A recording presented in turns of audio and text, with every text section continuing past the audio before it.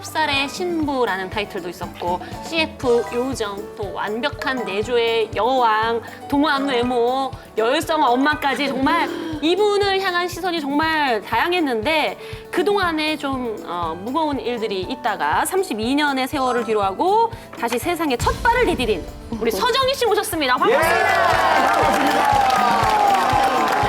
요즘에 그 방송을 좀 하시긴 하는데 이렇게 본격적으로 방송 활동을 시작하신 지가 방송 활동이라는 것은 아니고요. 네네네. 어쨌든 저는 너무 기쁘고 오랜만에 여러분들 뵙게 돼서 너무 네. 반갑고 좋습니다. 그 오랜만에 한 20여 년 되셨더라고요. 예. 저는 마치 광야를 지나다가 네. 어느 곳에 딱 동굴에 이르러서 잠을 자게 되었는데 꿈을 꾼 것 같습니다.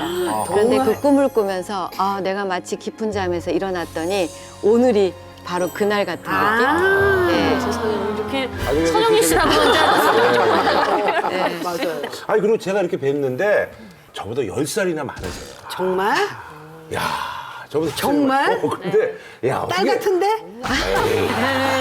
근데 정말 제 또래 같으세요. 정말. 아 근데 정말 어. 옆에서 옆모습을 진짜 봤을 깜짝 때는요, 놀랐어요, 저는. 제 또래 같아요, 좀. 아, 또 왜 이러세요, 여러 친구? 아, 또 왜 이러세요, 여러 친구? 30대 같아요, 제가 봤을 때. 30대 중반 저는 정도로. 처음 뵀거든요, 실제. 저도 처음 봬요. 저도 깜짝 놀랐어요, 왜 이렇게 예쁘신지. 너무 놀랐어요. 서로 이쁘다고 놀래? 너무 이쁘셔가지고 그러니까. 얼굴이 진짜 그 화면에도 요만하게 나오는데 실제로 보니까 진짜 더 요만해. 진짜 그렇죠. 요만한 것 같아요. 얼굴이. 장윤정 씨 도배만. 예. 근데 우리 이제 장윤정 씨도 제가 봤을 때는 네. 기억을 못 하실 수 있는데 저하고 아마 이상민 씨 세대 그리고 이제 김태훈 씨 세대는 아마 서정희 씨가 막 이렇게 이제 라이징 하실 때 모습을 기억을 하실 것 같아요. 기억나시죠? 아 기억나죠. 네. 네. 그때 서정희 씨 저희가 그래서 참 사춘기 소년들이 굉장히 맞아요. 짝사랑하던 그런 스타일이었죠. 지금은 안 되나요? 아니, 저는요. 네네. 한 20년 전에, 20년 전에 그야말로 이제, 홀다닥 벗고 목욕탕에서 목욕하다가. 그냥 목욕탕이라고 하셨으면 될 거예요. 목욕탕이 나오면 잘 어울리잖아요. 그래야지 또 말이 되지. 그때는 거기 연예인들이 굉장히 많이 오는 그 사우나였어요. 그 조그마한데. 그 연예인들 중에서도 연예인들끼리 서정이 왔어, 서정이. 그래서 왜 서정이 연예인 왔어? 중에 연예인. 그러니까 빨리 가서 얼굴 한번 보려고 서정이 왔어, 서정이. 이게 일이었어요. 그때 보고 지금 보니까 그때나 지금이나 똑같네. 아하. 처음에 데뷔하셨을 때 광고 모델로 데뷔하셨을 맞아요. 때 커트, 숏커트 머리였던 예, 걸로 예, 예. 기억을 하는데 정말 만화에서 튀어나온 것 같은 사람이 광고에서 막 있는 거예요. 그래서 정말 많은 분들이 너무 놀랐었던 그런 미모의 소유자셨습니다. 민망해. 오 마이 갓. 기억이 맞잖아요. 맞아요. 저기 저때 이제 메이크업 때문에 오히려 나이가 더 들어 보이는 거예요. H사 제품. 예. 그래도 또 아우. 마이 갓.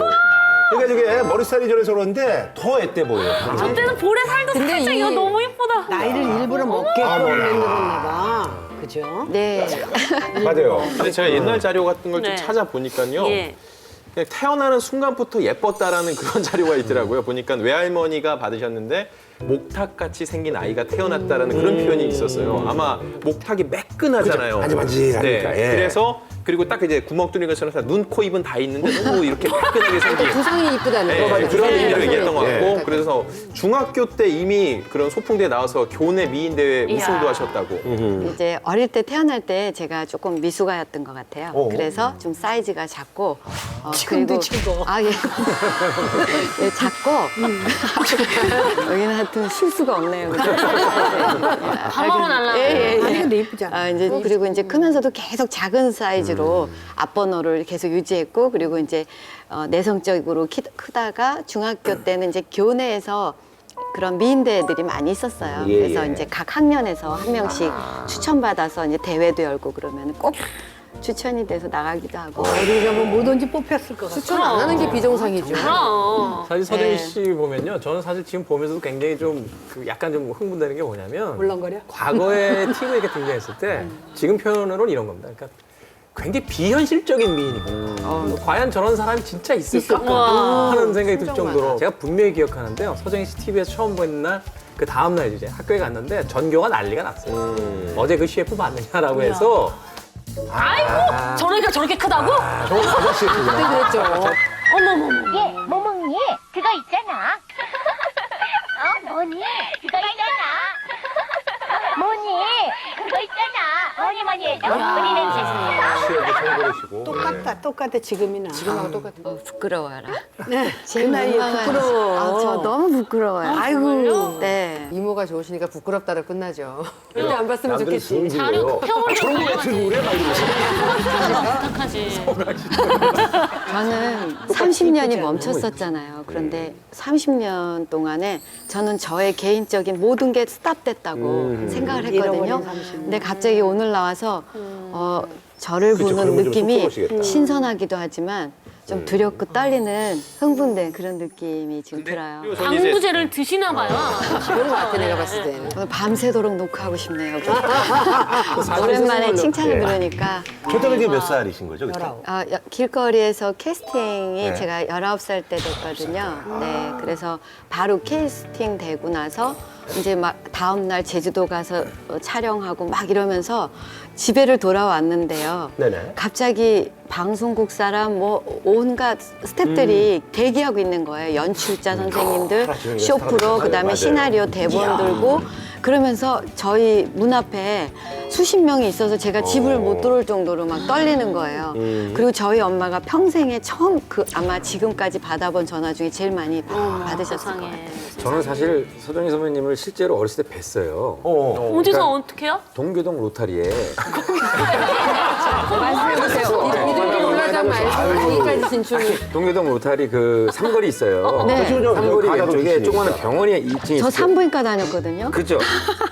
거기 다녔죠. 네. 그러니까 저는 거기 그 건물 옆에서 어머님이 그 당시에 혹시- 다방을 하셨어요.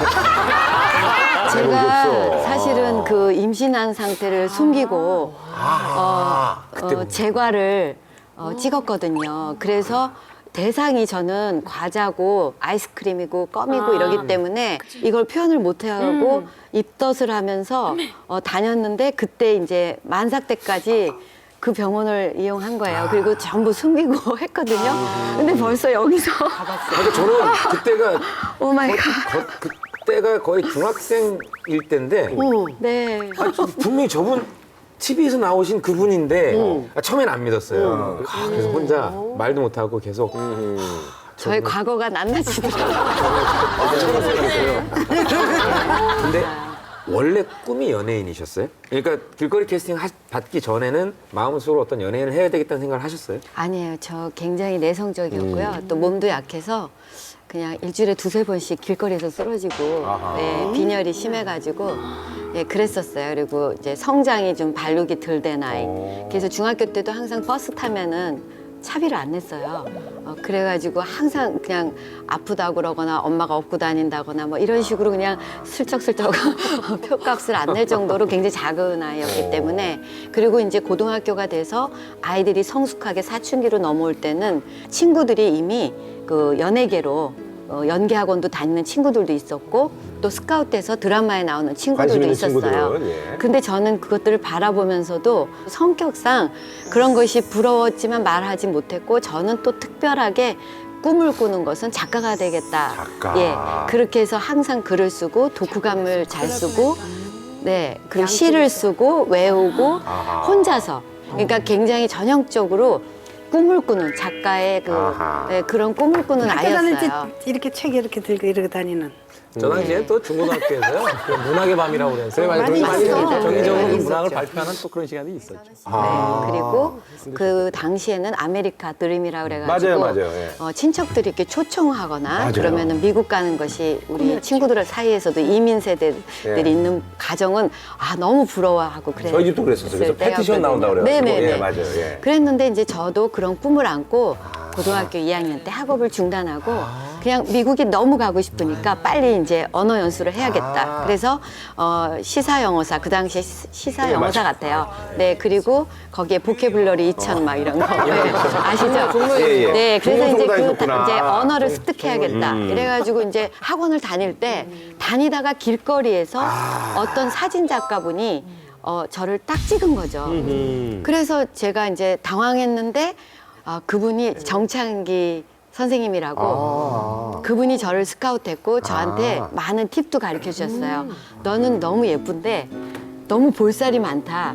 몸은 너무 말랐고 얼굴이 볼살이 많다. 이제 애기였으니까. 그러니까 볼살인데. 껌을 심지 마라. 그리고 껌을 심지 말라고? 네, 턱이 커지면 안 되니까. 그리고 밤에 먹지 마라 이런 것까지 가르쳐 주셨고 그래서 제가 이제 엄청난 지금 유명한 우리나라의 대굴지의 화장품 회사에 가게 된 거예요. 그래서 거기서 그 당시에 향장지라는 있었어요. 예, 그런 것들이 있었어요. 그래서 저를 데려가서 미용 연구실이라고 하거든요. 그래서 거기다 앉혀놓고 화장을 하기 시작했어요. 그리고 화장이 끝난 다음에는 사진실로 올라가서 사진 테스트를 받게 됐죠. 그러다가 이제 그런데 이제 스카웃 된 날, 네. 아, 참, 이게 운명이라고 해야겠죠. 스카웃 된 날, 그날 이제 화장품에 안 어울려서 바로 이제 제과의 소개를 받고 간 프로덕션에 서세원 씨가 있었던 거예요. 그래서 그분이 이제 저를 몇 명 모델을 앉혀놓고 고르던 중에 거기서 두 번째 캐스팅이 된 거죠. 아, 그러면 이제 그 눈에 타면서 H제가의 전속 모델이 돼서 광고를 찍었던 게 아니라 네. 거기 가셔서 그러니까 스카우트 때. 스카우트 때에서 이제 H제가의 그 뭐 관련된 프로덕션에 갔는데 거기서 코언 CF를 찍고 그러면서 이제 후에 전속 모델이 되신 거예요? 네. 아, 그렇게 되신 거구나. 지금 기억에 이제 몇 개 CF를 몰아서 찍고 한 몇 박 며칠을 하고 돌아왔던 근데 아니 근데 또 이렇게 평상시에 이렇게 끼도 없고 이렇게 보면은 이제 당시에는 뭐 그냥 문학소녀고 미국 이민 가려고 이렇게 영어 공부하고 그랬는데 갑자기 이렇게 막 그냥 일사천리 진행되니까 그게 사실 겁나기도 하고 그런데 그게 원래 좀 끼가 좀 있으셨던 것 같아요. 그런데 저한테는 그 감성이 좀 남들보다 그 강했던 것 같아요. 그래서 그냥 본능적으로 네. 영화를 보면 자동으로 슬픈 장면에선 눈물 떨어지고 기쁜 장면에선 너무 웃고 그래서 또 무서운 장면에선 너무 소리 지르고 그래가지고 그 학교 다닐 때도 불려서 끌려 나간 적이 극장에서 단체 관람하다가 네 그런 적이 꽤 있었거든요. 그래서 제가 절대로 안 봐야 되는 거는 기복이 심한 그 크라이막스를 달리는 영화는 될 수 있으면 안 보고 네. 이런 예가 있었어요. 아마데우스가 아마 개봉되었을 거예요. 네네네. 그런데 영화를 보러 가게 돼서 모차르트가 나오는 장면에서 샬리에르가 계속적으로 돈을 주면서 곡을 쓰게 하는 강요하는 장면이 나와요. 근데 몇 번에 걸쳐서 그러다가 마지막 크라이막스 때 돈을 받으면 안 되는 장면이 있었거든요. 근데 그 돈을 받으면 곡을 만들 수 있는 상태가 아니었어요. 모차르트는 너무 힘들었고 아팠고 그래서 제가 그 장면을 보다가 안 돼! 하면서 소리를 지르고 그 자리에서 쓰러진 거예요. 아, 쓰러졌어요? 네, 기절해가지고 쇼크로 너무 몰입하셨구나. 너무 몰입했고 이 감정이 이입이 되면서 빠지는구나. 폭발을 했던 거죠. 지금 생각해 보니. 네, 지금 생각해 보니까 거기서 이제 응급실에서 하는 얘기가 청소년 중에 몇 명이 가끔 이런 현상이 일어난다. 그런데 아니 다 큰 어른이 왜 이러십니까? 이래가지고 순수하신 거예요. 그러니까요. 해프닝. 성이 풍부하신 거. 근데 평범한 소녀로 살다가 갑자기 이렇게 청춘 스타가 됐단 말이에요. 네. 그때 기분이 어떠셨는지. 갑자기 이제 2개월 안에 모두 일어난 일이고 그 다음에는 임신한 상태로 8개월 광고 모델을 하면서 정신이 없었구나. 생활을 다 접어서 활동을 안 하게 된 거예요. 그러니까 어떻게 보면 이제 그 자신의 어떤 그 의지와는 상관없이 그러니까 휩쓸려 가신 거라고 볼 수가 있겠네요. 예. 아니 그래서 아까도 이제 뭐 사실 저는 이제 그 예전에 이제 그 모습 이렇게 보면은 옛날 그 우리 70년대 그 스타 올리비아 하세하고 약간 좀 느낌이 비슷하시고 그러셔가지고 그래서 그 아까 뭐 가수 데뷔도 이렇게 하시려고 그러셨다고 하는데 그레이제이션 티어스 이런 노래들 아니요, 여기 지금 제작자 가수분이 계시고 여기 또 왕성하게 활동하시는 분이 양옆에서 이거 너무 아이, 근데 무서운 뭐, 장면인데 예. 저는 그 당시에 잘해서 한 게 아니고요. 예. 갑자기 이제 그러니까 2개월 만에 데뷔하고 2개월 만에 어떤 레코드사에서 이제 그 저를 가수를 만들려고요. 그러니까 애기인데 비주얼이 좋다. 그래가지고 노래 연습을 시켜서 가수를 해야겠다. 그래서 저보고 노래하냐고 그래서 제가 이제 막 처음엔 하고 싶으니까 네, 할 줄 모르거든요. 잘. 그런데 막 시키기도 하고 그분들이 그냥 너를 가수를 시키려고 하는데 노래를 노래 얼마나 해보자. 하는지 한번 조금만 불러봐. 이렇게 권했기 때문에 조금만 제 이거는 어린 나이에 뭔가 스토리가 있는 그런 노래를 해야겠다. 아하. 그리고 나는 지금 졸업을 못하고 고등학교를 그랬으니까 어떤 거기에 스토리가 얽힌 노래를 부르면 저분들이 감동을 해서 하지 않을까 이런 생각을 갖고 했던 노래가 있어요. 그 당시에 진추아가 불렀던 Graduation Tears라는 노래인데 졸업의 눈물. Life don't care about a thing. Gotta thank our teachers and my friends. Graduation tear, graduation tear, congratulations cheer. It's a day of my emotion. Can 오동생이 you 졸업하나 봐요. see? 여기까지. 언니 노래 잘하신다. 목소리가 발음도 좋으시고. 이미지가 이렇게 오버랩돼요. 얼굴만 동안이 아니라 발음도 목소리도 좋으시고. 되게 아니 근데 CF로 데뷔하고서 2달 만에 이렇게 막 몰아붙이듯이 일을 하고 막 이랬잖아요. 그런데 활동이 정확히 언제까지 하고 그만두시고 그러니까 80년 1월에 활동을 해가지고요. 8개월 하고 끝났고요. 그 다음에 둘째 아이, 85년도에 둘째 아이를 낳고 난 다음에 제가 이제 영화 망하고 엄청 힘들 때 제가 고무장갑 선전이라도 하게 해달라고 기도를 해가지고 그 당시에 길에서 또 제스카웃이 된 거예요. 그래요? 제가 명동에 이제 옷을 사러 갔는데 거기서 너무 이쁜 아이가 있다. 그래갖고 추적을 해서 저한테 딱 붙들고 했는데 저는 애기 엄마였어요 이미. 그런데 9to9이라는 그 브랜드는 티네이저 브랜드였거든요. 그런데 제가 스카웃이 돼서 그거를 속이고 그냥 하자 이래가지고 의상 카탈로그를 그 티네이저 를 찍었어요. 그래서 그때 같이 찍은 친구가 김혜선 씨, 저보다 어리잖아요. 김혜선 씨 저랑 동갑이에요. 네, 그래서 그 애기랑 같이 저랑 찍게 된 거죠. 그래서 이제 아마 제가 알기로는 뭐 초등학생 85, 6년도면 중학교 3학년, 고등학교 네, 1학년. 그래서 이제 갓 데뷔해서 얼마 안 됐어요. 제가 이제 애기 엄마지만 같이 찍게 된 거죠. 친구처럼. 그러니까 아까 H제가 이제 그 모델 그거 봤을 때는 그때 8개월 동안 찍었을 때 그 모습이시고 네. 그리고 이제 결혼하셔서 네. 좀 이렇게 가정생활 하시다가 85년도에 네. 재데뷔를 네, 그때부터 길거리 이제 캐스팅. 우리나라에 존재하는 아파트 광고, 화장품 모델, 그다음에 뭐 새살이 솔솔서부터 뭐 요구르트, 세탁기, 뭐 전자제품, 뭐 모든 것은 다 거의 다 했었던 틀면 것 같아요. 사정이셨어요. 그때를 기억하는 거죠. 근데 그 약간 임신하셨을 때도 임신 사실은 숨기고 활동을 하셨었던 네. 거잖아요. 그리고 아이들 낳고도 또 아이들 광고를 했고. 그게 어떻게 가능하죠? 아니요, 많이 안 제가 나오나 보지. 그치.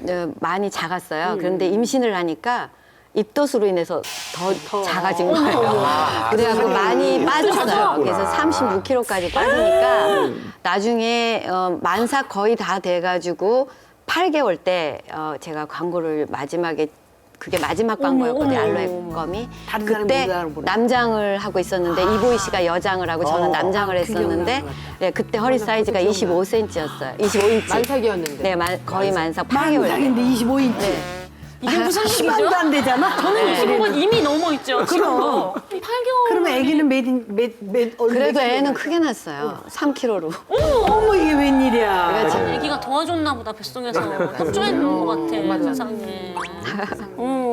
근데 지금 이제 저희가 쭉 그 예전 얘기를 하고 있는데 결혼 생활 30여 년 동안 물론 이제 아픔도 겪으셨지만 그래도 우리 기억에는 완벽한 엄마. 그렇죠. 네. 자식 교육을 또 정말, 잘 시키셨으니까. 네, 너무나 대단한 아내 이런 이미지가 아주 강하거든요. 그리고 이제 결혼 당시에 또 이제 내조도 완벽하게 또 잘하셨고. 그러니까 완벽한 예. 엄마이자 아내 역할을 해내셨던 거잖아요.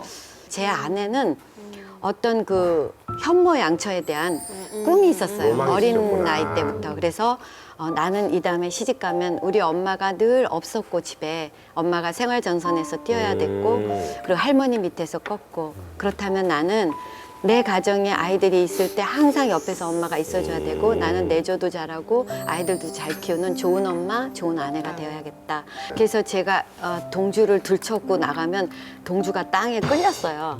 왜냐하면 이 포대기를 그 당시에 이제 막 이렇게 묶는 맞아, 두 번 맞아. 돌려서 맞아요. 묶는 네. 거였는데 제가 애를 이겨내지 못하겠는 거예요. 그러니까 다 끌고 같이 다니는 거예요. 그리고 같이 누가봐 사서 같이 먹고 뒤에 빨리고 이러면서 애가 애를 키우고 햄버거 사서 먹고 그리고 아프면 같이 울고 어릴 때 정말 저희 아이들이 이제 예능에도 두각을 나타내고 천재 아닌 천재를 만들기 위해서 저는 그걸 꿈꾸는 거죠. 그리고 제가 못 배웠던 것들을 아이들을 통해서 어떤 그 요즘에 말하는 보상 심리도 작용했을 거고요. 아기 때부터 막 클래식 틀어놓고 뭐 엄청난 것을 했어요. 뭐 아로마 피워놓고. 그러니까 뭐 음악도 그러고 뭐 피아노도 막 예를 들면 뭐 한국일보 콩쿨 같은 거는 대외적으로 엄청난 콩쿨 아니에요. 그러면 이제 거기에 아이를 내보내기 위해서 연습을 시키고 학교에 데려가고 그리고 오전에 연습시켜서 데려가는 과정에서 아기가 아플 수가 있잖아요. 학교 다니면. 저는 근데 개근도 해야 돼요. 또 콩쿨도 1등 해야 돼요. 공부도 1등 해야 열성 돼요. 엄마. 그러니까 이제 죽을 끓여서 갖고 다니면서 제가 쉬는 시간에는 그 아픈 애를 약하고 먹이면서 끌고 나와서 그 반복 연습을 통해서 완벽하게 자다가 일어나서 의자에 앉혔을 때 무의식으로 쳤던 거기서 틀린 것들을 부분 연습을 따로 시키는 거죠. 이런 어떤 것을 목표로 딱 모티브를 정해놓고 이제 그것만 보이는 거죠. 그러니까 옆도 앞도 아무것도 안 보이고 그러다 보니까 좀 지나친 행동도 나오고 사실은 그 제가 시간 매니지먼트를 엄청나게 한 사람이에요. 그러니까 뭐 시간을 24시간을 제가 항상 동일하게 움직이는 그 동선이 있어서 이것이 조금만 넘어가면 제가 생활을 못하는 어려움. 그러다 보니까 아이들하고 부딪힘이 조금은 다른 가정하고 달라요. 예를 들면 뭐 아들 같은 경우는 청소 때문에 네. 청소를 하지 말라는데 끝까지 하는 그 엄마에 대해서 부딪힘. 25년간 하지 말라는 청소를 어쩌면 단 하루도 멈출 수가 없느냐. 엄마는 좀 그냥 엄마 그냥 내비둬 이러면 네, 일 좀. 그러니까 또 백앤릿의 자기 냄새를 맡고 싶은데 단 하루도 맡을 수가 없다라든지 이런 것들로 단 하루도요? 네. 매일 빠르셨구나. 와. 그래서 저는 완벽하게 한 엄마였는데 아이들은 그걸 원한 게 아니고 엄마와 자기와의 소통 그리고 진정 자기가 필요로 했던 것이 필요로 했을 때 엄마가 대화해주고 또 자기의 입장에서 할 수 있는 것들을 원했는데 저는 그런 것이 중요한 게 아니었고 그러니까 지금 생각하면 아이들이 잘 따라와줬고 착해서 또 결과도 뭐 스펙이 좋은 아이 뭐 이렇게는 했지만 제가 뒤돌아서 보니까 너무나 이것은 정말 잘못된 것이다. 아, 그래요? 너무 슬프고 마음이 아프고 제가 방송국에서 한번 인터뷰할 때 그 얘기했어요. 저와 다른 삶을 산다면 좋은 엄마가 될 수 있다.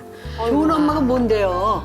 근데 저같이 하면 좋은 엄마는 정답이 좋은 없어요. 좋은 엄마. 그럼 정말. 뭐 근데 이제 어쨌든 간에 결과론적으로 애들이 잘 따라가서 지금 그래서 뭐 사실은 그래서 지금 애들의 어떤 그 스펙이 뭐 저희들도 뭐 많이 알고 있습니다만 뭐 굉장히 좋잖아요 요즘 뭐. 동주 씨 따님 같은 경우에는 그 힐러리 클린턴이 졸업했다는 명문 미국 명문 사립 여자대학교잖아요. 웰슬리 그 여대에서 미술 전공하다가 MIT로 또 가서 그쪽에서는 또 수학과 공대에서 수학 전공했지 편입을 어떻게 해서 이렇게 했는데 저렇게까지? 거기다 또 중요한 대박. 건 올 A로 졸업을 어머. 하고 나서 펜실베니아 경영대학원 와튼스쿨에서 박사과정에 입학을 하게 되는데 1600점 만점에 1590점을 받아가지고 장학금까지 받았다는 이게 첫째 그렇게 공을 들이면은요 둘째는 아무래도 조금 내려놓을 수 있는데 둘째도 아니에요 그게.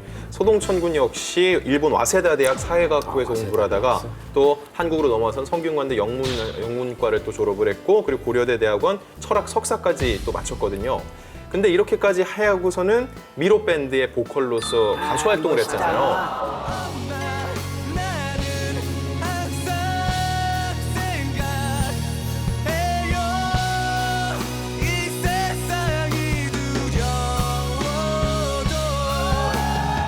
그건 맞는데 그 스펙이 뭐 대수겠어요. 근데 그게 나쁘다는 게 아니라 아니 그것이 과연 아무나 이룰 수 있는 게 아니죠. 글쎄 그건 제가 한 건 아니고 자녀법에 대해서 묻거나 그럴 때 이런 스펙을 얘기하면서 마치 제가 한 것처럼 할 수가 없는 게 사실은 제가 한 거보다는 본인들이 열심히 해서 근데 거기 어쨌든 뭐 아이들자가 맞아야 되는 거예요. 그게 사실 이제 뭐 지금 이제 뭐 서정희 선배님께서 이렇게 뭐 말씀하실 때 그때 내가 너무 심하게 했어 그래도 어쨌든 그 열정이 그래도 애들이 그 당시에 조금 버거웠지만 그래도 따라가게 그렇죠. 되는 그래도 또 목표가 되고 원동력이 됐던 거니까. 일단 뭐 아이들이 또 등에 업혔을 때 누가바 맛을 알게 되고 한국어 맛을 알게 됐으니까. 그렇죠.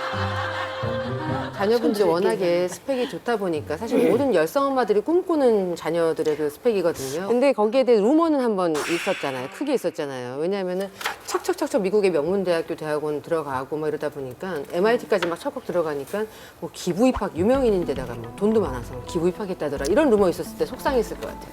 속상했지만 그거는 사실이 아닐 뿐더러 사실 기부 입학이 다 된다면 우리나라의 뭐 하버드 아니라 MIT를 어떻게 다 안 가겠습니까? 기부하고 그런 것들은 그 현지 사정을 아시는 분들은 그게 신경 안 그것이 쓰구나, 이제 이렇게 조금 크게. 이제 저에 대해서 오해가 되신 분들이 루머로 이제 퍼지게는 되었지만 저는 그런 것들에 대해서는 신경 안 썼고 또 살면서 저에게 오는 많은 그 화살과 그 힘든 그 질투의 시선들을 오히려 제가 많이 즐겼던 것 같아요. 그래서 그저 저는 제가 잘하고 있다, 그다음에 앞서고 있다라는 거를 그 어린 마음에 보여주고 싶다는 그런 것이 너무 강해서 소통하는 방법을 잘못 선택했고 그런 모습이 좀 지나치게 보였던 점을 사실은 많이 반성하고 있고 후회하고 있고 죄송하게 생각하는 부분이에요. 그 자녀들을 어떤 보상 심리 같은 마음을 가지고 키우게 되면 사실 자기 어떤 주관만을 가지고 아이들한테 강요하게 되는 경우가 많은데 사실 아까 이야기 들었을 때는 그런 건 아니었던 것 같아요. 그래서 서정희 씨만의 어떤 자녀 교육의 어떤 원칙 혹은 뭐 철학 이런 게 있다면 어떤 것이 있었는지. 그런 게 있으니까 사실 자녀 둘을 그렇게 이제 다 보내실 수 있었던 거죠. 억지로 되는 게 아니고. 예, 그러니까 저는 배우는 입장으로 같이 내려갔던 것 같아요. 네. 아이들하고 같이 했을 때도 음악을 했을 때는 제가 음악을 라흐마니노프 피아노 곡을 피아노 칠 때는 CD를 공부하고 또 따로 클래식 공부를 그런 거를 배우러 다녀서 그것들을 습득한 다음에 우리 아이한테 그것들을 표현하려고 노력했고요. 또 미술로 바꿨을 때는 이제 월간지를 계속 구독하면서 우리나라에 존재하는 그 미술가들을 제가 동향을 파악하고 또 그분들에게 직접 그 작업실을 찾아가는 것들을 하고 미술관을 방문하고 같이 느끼고 그런 것들을 게을리하지 않았던 것 같아요. 거기에 더불어서 새벽기도 다녀와서 아이들을 머리맡에서 기도해주는 엄마 이런 그 제가 생각했던 이 땅에 존재하는 좋은 엄마의 이미지상을 제가 실천해 보려고 아니 근데 많이 저는요 지금 노력을 얘기를 했어요. 들어보니까 만약에 연예계 활동하셨으면 진짜 아, 스타가 그러니까요. 왜냐면 그러니까요. 이 자기 관리 뭐 이런 뭐 근면함, 성실함 이런 것 때문에 정말 대스타가 되셨을 것 같아. 서정희 씨의 복귀 이야기를 들었을 때 제가 그 사실 이제 모델 활동을 하셨다가 이제 활동을 접으신 거기 때문에 연기도 아니고 가수도 아닌데 뭐 어떤 거로 복귀를 하실래나 이렇게 생각했는데 지금 이야기하시는 것만 들어보면 라흐마니노프부터 현대미술에서 지금 문화까지 차라리 문화비평가나 이쪽으로 복귀를 하시는 게 어떨까? 라이벌이네요. 그러니까요. 좀 깜짝 놀랐어요. 네, 선생님이 지금. 라이벌인가요? 그러면 나 다 좋은데 애들도 따라주고 자기 만족을 다 했는데 남편도 따라주던가요? 그러니까 집 안에서 하는 것을 모두 허락하는 대신 밖의 일을 제가 모르는 거죠. 그리고는 밖에서 몇 년에 한 번씩 비춰질 때는 완벽한 내 가정을 보이기 위해서 저도 모르게 애쓰는. 그래서 막 혼자서 미친 듯이 집안 살림을 하고 미친 듯이 요리 배우러 다니고 사실 인테리어를 잘하고 싶어서 잘한 게 아니고 몰두하다가 잘하게 된 거예요. 꽃꽂이를 제가 잘 꽂는데 누구한테 배웠냐 많은 분들이 물으세요. 저는 꽃을 배우러 다닌 게 아니라 스스로. 마샤 스튜어트라든지 그 당시에 또 뭐 타샤 할머니라든지 뭐 이런 분들을 따라하면서 나도 정원을 갖고 와야겠다. 아니면 살림의 대가가 돼야겠다. 또 뭐 인테리어 아니면 또 건축가들을 보면서 뭐 기쇼라든지 아니면 안다다다오라든지 이런 분들을 보면서 뭐 건축 기법을 본다든지 아니 근데 이렇게 지금 들어보니까 진짜 영화 같은 삶 아니야. 그러니까 제가 이제 그렇게 얘기를 한 거예요. 그러니까 굉장히 성공했는데 화려한 어떤 거에는 이면이 뒤에는 있듯이 있지. 그런 것처럼 남들이 봤을 때 굉장히 이렇게 단란한 가정이고 완벽한 가정인데 본인 스스로의 어떤 그런 공허함 이런 것들이 뭐 자신을 더 어떤 그러니까 그런 거에 몰입을 하면은 몰입하게 돼 걷잡을 만들고. 수가 없는 아니 것 근데 같아요. 우리가 만약에 이제 자녀여서 엄마한테 가가지고 아 근데 왜 도대체 뭐라고 뭘 이렇게 얘기했을 때 컴플레인을 했을 때 알았어요. 그러고 그냥 가게 만들 것 같은 너무나 했잖아. 모든 것들을 완벽하게 완벽하게. 알고 계시니까 아니 그게 아니라 그런 것도 있는 거죠. 이런 방법론적으로 우리 엄마 너무 타이트해 이래도 엄마가 그래도 열심히 하니까. 사시고 근면하시니까 하니까. 우리가 이렇게 우리는 나태해지면 안 되겠다라는 그런 게 자식들한테는 굉장히 큰 교육이 아니었나. 가끔 제가 그런 질문 받을 때 있어요. 아이들이 책을 보게 하려면 어떻게 하면 됩니까? 라고 물어보실래? 엄마가 그런다고. 엄마가 보면 봅니다. 지금 깜짝 놀란 게 안도다다오까지 알고 계시다라고 이야기하는 거 보니까 아이들이 그 환경 속에서 공부를 안 할 수가 없죠. 엄마가 책을 보고 아, 있는데. 그런데 저는 그렇게 생각은 절대 안 하고요. 보고 배운 건 없을 것 같아요. 그리고 그런 리가 있겠어. 엄마 모르겠어요. 저는 그러시면 너무 그러시면 네. 많은 것을 주셨습니다. 우리가 되게 이상해져요. 아니 저기 제 노트 씨. 없나요? 제가 얼마나 스타가 지나쳤는지. 될 수 있어요. 그러면 안 돼요. 그러면 안 돼요. 오마이갓. 이런 게 수백 건인데 뭐 아 진짜. 수백 건이라고요, 이런 게? 그럼요. 매일 이렇게 하는 거죠. 글씨도 매일. 이뻐. 글씨도 이뻐, 어떡해. 예전에 저기 네. 조선시대에 사관하셨으면 정말 잘하셨을 것 같아요. 이렇게 이제 하고 와, 아주 기록을 강의를 듣는다든지 그러면 그분의 사진을 진짜. 어떻게든 얻어서 붙여놓죠. 너무나 저는 이렇게 이제 대단하시다. 강사들도 그리고 노트도 이제 제가 만들어서 제 사진에다가 이렇게 별도 오려 우린 붙이고 세 줄만 쓰면 손이 아파. 손목이. 하기 전에 졸립잖아요. 저는 일단 저 노트 보면 대단한 게 뭐냐면 저희들은 노트를 반 권 이상 네. 써본 적이 없거든요.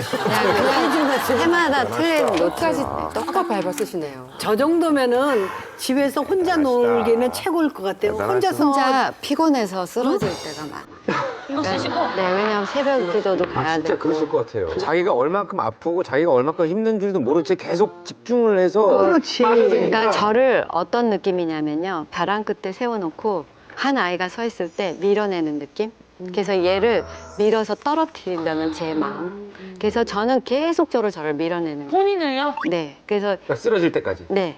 저는 완벽하지 않아서 열심히 하려고 한 것이 외부 사람들에게는 완벽하고 그냥 얄미운 거예요. 너무 잘하고. 예, 그리고 지금 그만해줬어요.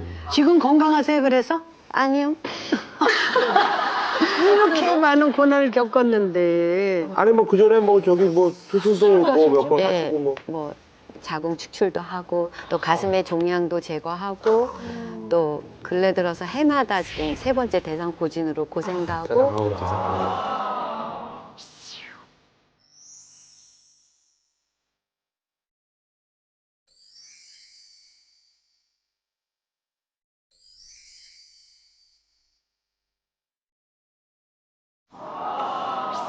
그래도 힘든 순간에 그래도 자녀분들 때문에 또 많이 버티고 맞아요. 또 그러셨던 것 같아요. 큰아이가 35이고 둘째도 33이니까 이미 뭐 제가 어떻게 엄마로서 그렇게 가이드할 일은 없고요. 그러다 보니까 오히려 아이들이 저에게 이제 엄마의 독립적인 엄마의 모습을 갖고 사는 것이 옳지 않느냐. 저는 그 그림 얘기도 들은 게 있었는데 그렇게 동조 씨가 물론 뭐 미술 전공하기도 했지만 그림 선물 엄마한테 그렇게 자주 해준다고 들었거든요. 네, 제가 가장 좋아할 때가 이제 저도 그림으로 화답하고 딸이 저한테 그림으로 화답하거나 이제 이게 따님이 그러듯이 펭귄. 이게 지금 어떤 그림이에요? 저거는요. 그때 펭귄 영화가 아마 또 여기 비평가가 계시니까 아시죠? 근데 그게 그 엄마와 자녀를 보호하는 그 어미의 마음이 너무 간절했던 거예요. 제가 저거를 한 3번 봤는데 그러면서 매일 울면서 동주한테 전화를 했어요. 엄마는 이렇게 못할 것 같아. 그러면서 이제 그러니까 동주가 그걸 기억하고 있다가 엄마 생일날 그 펭귄하고의 그거를 다 그림으로 그려가지고 저한테 선물을 북을 했었어요. 그래서 제가 갖고 있었던 거예요. 이제 제가 키우던 강아지. 근데 저 때는 이제 딸이 데리고 갔을 때인데 제가 보고 싶어 하니까 엄마 그림으로 이제 그려서 주겠어요. 세상에. 그림 편지를 주고받으시는 네, 거예요? 네, 따님하고? 네. 아이고, 세상에. 그래도 엄마, 아빠 손잡고 가족. 네. 뭐 이렇게 어이구 세상에 뭐 이렇게 아니, 마음이. 그러니까. 짠하죠. 네, 세상에. 사진 속에 딸의 마음이 다 담겨 있는데요. 그러니까 어이구 세상에 아니 나는 많이 해. 내가 과연 내 아들한테 이렇게 해줄 수 있을까라는 생각을 하니까 못해. 정말 아무나 하는 거 아니야. 쉽지 않은 일이에요. 지금 잘하고 계시고 다들 잘하고 계세요. 지금 결과가 굉장히 여러 중요하잖아요. 근데 결과는 솔직히 지금 어쨌든 가정은 깨져 있고 지금 많은 지금 질타를 받고 있고. 아, 여기 깨진 사람 많아요. 왜 그래? 아, 우리가 든든하십니다. 그럼 패밀리로 같이. 사실 우리 아이들이 고백한 적이 있어요. 나는 엄마가 엄청 어른인 줄 알았어. 아기 때는. 왜냐면 엄마가 뭐 씩씩하게 뭐 애들 데리고 수영 뭐 가리키러 다니고 뭐 열심히 하고 뭐 과제도 공부시키고 예를 들면 그러니까 엄마가 엄청 큰 줄 알았는데 아이들이 장성해서 엄마를 바라보니까 막상 세상에 이렇게 내놓으면 길거리에 내놓으면 아무것도 못하는 바보였다는 거예요. 그래서 지금은 오히려 아이들이 엄마를 바라볼 때 그냥 이 아기를 어찌 알고 막 그런 자녀들이 장성을 마음으로 하다 보니까 그렇게 또 느껴지기도 근데 애들이 하고. 또 시집장가 다 가고 홀몸이 됐으니 이제 어떡할 거? 그러니까 이제 홀로서기를 하면서 이제는 저를 돌아보는 시간을 많이 갖고 아직 적응 못했던 그 세상과의 소통과 또 혼자서 해야 되는 것들을 많이 훈련하고 있죠. 그 여태까지 저기 자녀분 키운 것처럼 습득도 그냥 24시간 내내 가지고 내가 소통해야 돼. 이게 시간을 되는 거 아니야. 1분 1초로 해가지고 내가 이렇게 해야 돼. 그렇게 하시면 안 돼요. 좀 이제 여유 쓰러질 있게. 때까지 하시니까. 예. 요즘에 제가 놀라는 거는 신동이라는 거예요. 그래서 제가 모든 분들이 제게 신동이라는 거예요. 너무 잘하신다고? 한 번의 습득. 아니 요즘엔 탁구를 열심히 치는데 탁구를 처음 배웠거든요. 그런데 너무 잘하는 거예요. 근데 저는 이제 잘하는 기준을 잘 모르니까 그냥 선생님이 가르쳐 준 대로 옆도 앞도 안 보고 그냥 어머, 어머. 배운 대로 그대로만 하는 거예요. 그러니까 그냥 기계적으로 배우는 거죠. 구라 형님한테 예능을 한번 배워보세요. 배우면 저 열심히 잘할 너무 잘하실 것 같아요. 네. 그래서 요즘은 이제 사실은 제가 오히려 예전에는 아이들을 가르치고 훈육하고 또 양육하는 엄마 입장이었지만 지금은 아이들이 저를 양육하고 훈육하는 입장이라 제가 매일같이 나 오늘 뭐 먹었어? 나 정크푸드 안 먹고 베이컨 안 먹고 오늘 야채 먹었어. 오늘 뭐 시도했어. 또 몸무게는 0.5kg 늘었어. 이러면서 보고를 매일 해서 칭찬받으려고 애쓰는 그런 상태예요. 자, 그럼 이쯤에서 네. 그 어떻게 보면 지금 이제 세상과 이제 또 소통하고 이제 세상에 이제 발을 내딛는 우리 서정희 씨한테 굉장히 그 소중한 존재시고 든든한 지금 또 같이 계시다고 그러시더라고요. 네. 어머님 모셔보도록 하겠습니다. 예. 어머님도 뭐 너무 멋쟁이시네. 보통 미인이 아니셔.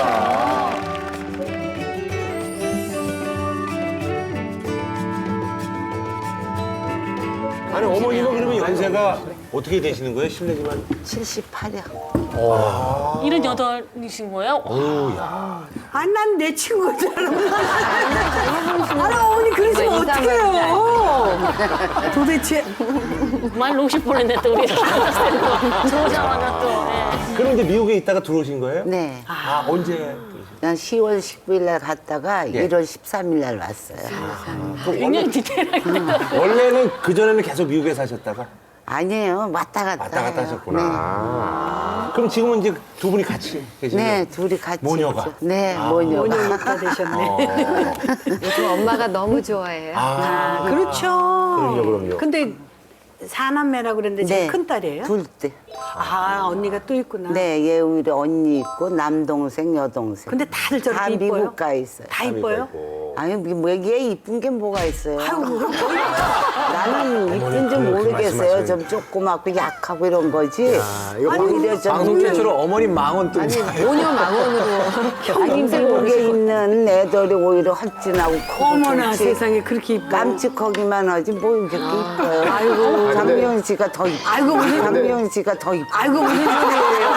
아이고 무슨 소리냐고 하시면 또 제가 섭섭하고요. 어제보다 근데 지금 제가 한 30몇 년 만에 모녀가 정말 아주 오붓하게 그냥 네, 맞아요. 커피도 마시시고 그럼요. 마시는 것도 뭐 옛 드시고. 이야기 하면서. 네. 또 이렇게 방송도 나오고. 그러니까요. 처음에요. 그 전에 나하고 대화가 없었지. 제가 근데 이제 불효였어요. 불효. 지금은 대화도 잘하고 이제부터 그러니까. 잘하면 되지, 뭐 네, 그런 근데 것도 너무 요새는 둘이 통이 통해요? 맞고 막 활달하게 사니까. 대화가 너무 통해요? 네. 아이고. 요새는 좀 통해요. 그때는 안 통했는데. 아니 근데 저기 그래도 아무래도 이제 뭐 지금 또 이렇게 새 어떤 그런 또 출발선상에 있으셔가지고 또 희망찬 그런 마음도 있으시겠습니다만 그동안 또 이제 어머님으로서 또 이렇게 고생한 거 이렇게 지켜보시면 참 아유, 마음이 많이 아팠죠. 둘이 울기도 많이 울고 1년 동안 정말 너무 속상한 일이 많았어요. 근데 어머니 저 이런 말씀 드리는 그런데 그 저희도 몰랐었는데 그 전에는 그렇게 이제 그 따님이 이렇게 힘들다 뭐 이런 얘기를 안 하셨었나요? 나한테 절대 안 해요. 내가 보는 데는 상당히 힘들게 살았어요. 내가 같이 살았는데 왜냐하면 바깥 세상을 모르고 뭐 나가지를 못해 집안에서 막 그냥 일에 살고 이래서 저렇게 힘들고 이런데도 말 한마디 안 하고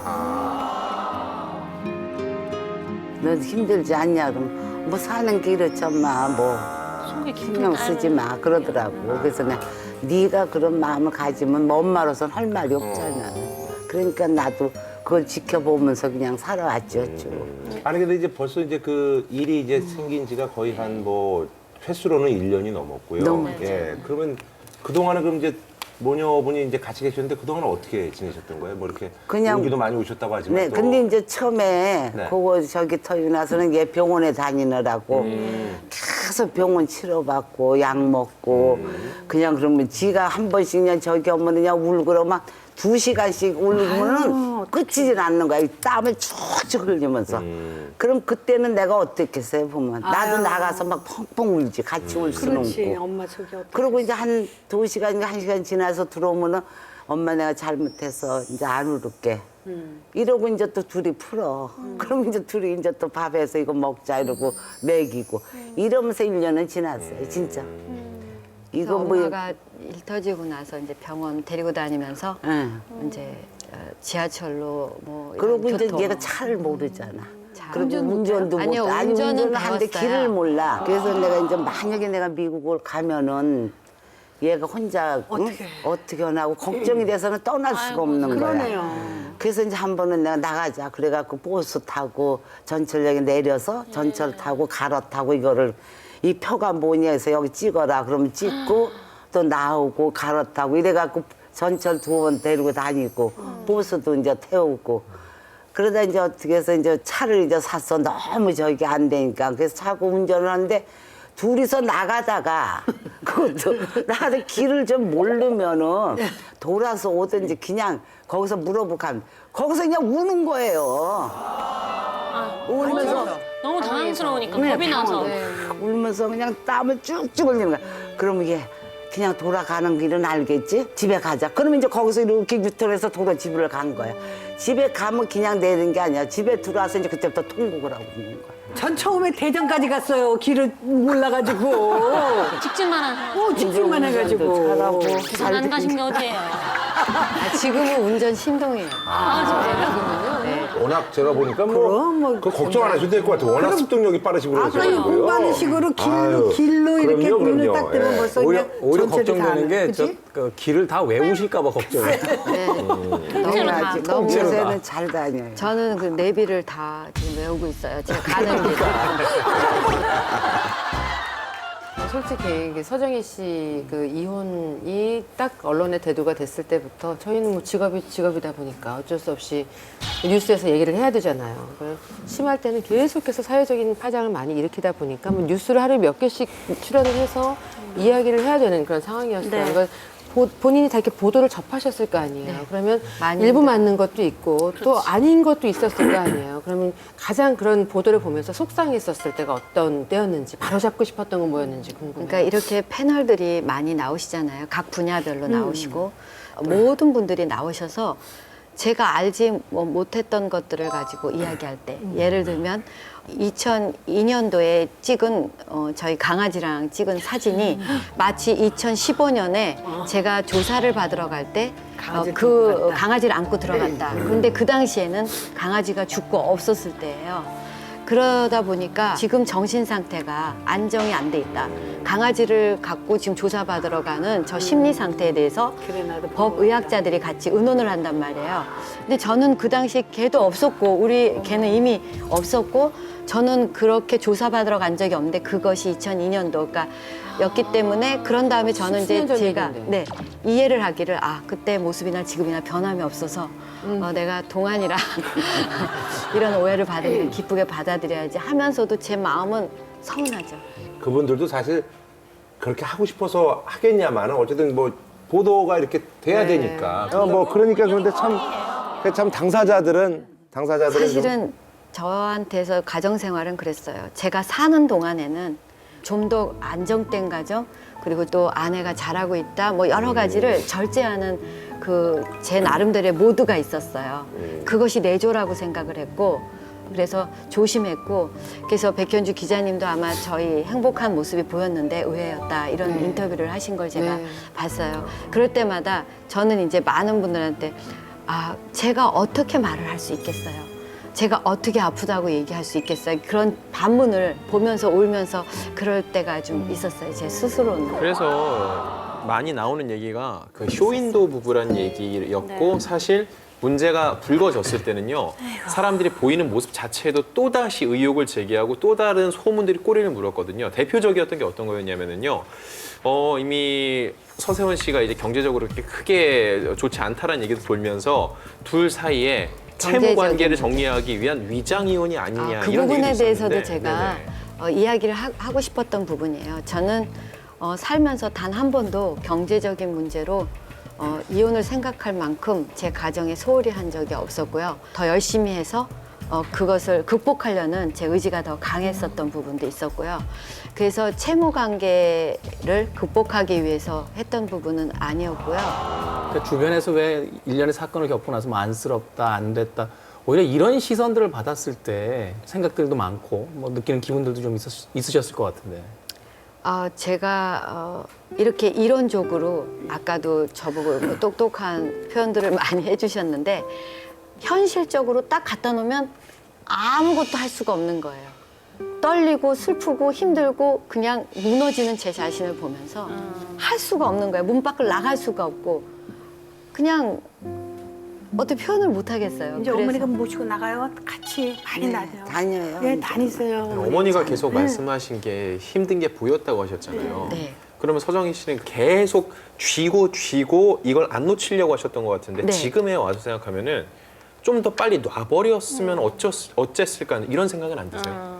가끔 이제 아이들과의 대화에서 제가 가장 미안한 점이 엄마의 책임이 크다.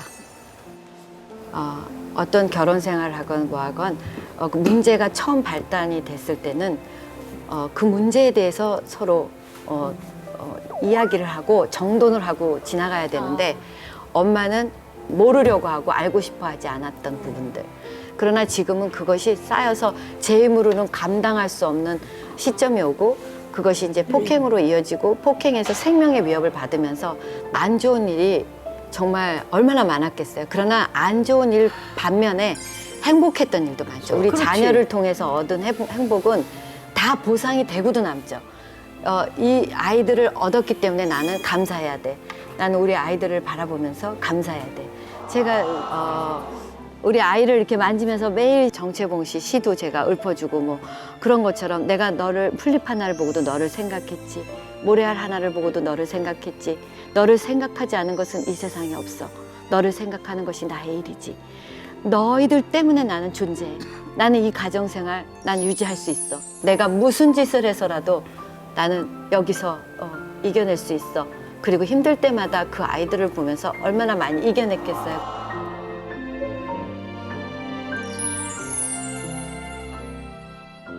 근데 이제 저는 뭐 이제 남편분 얘기가 나왔으니까 얘기인데, 정리가 다 이제 다 네, 되신 정리 거죠? 잘 됐고요. 네. 또 지금은 이제 상태가 어디서 만나도 제가 인사할 수 있을 정도의 마음의 여유는 갖고 있어요. 그럼 뭐. 예.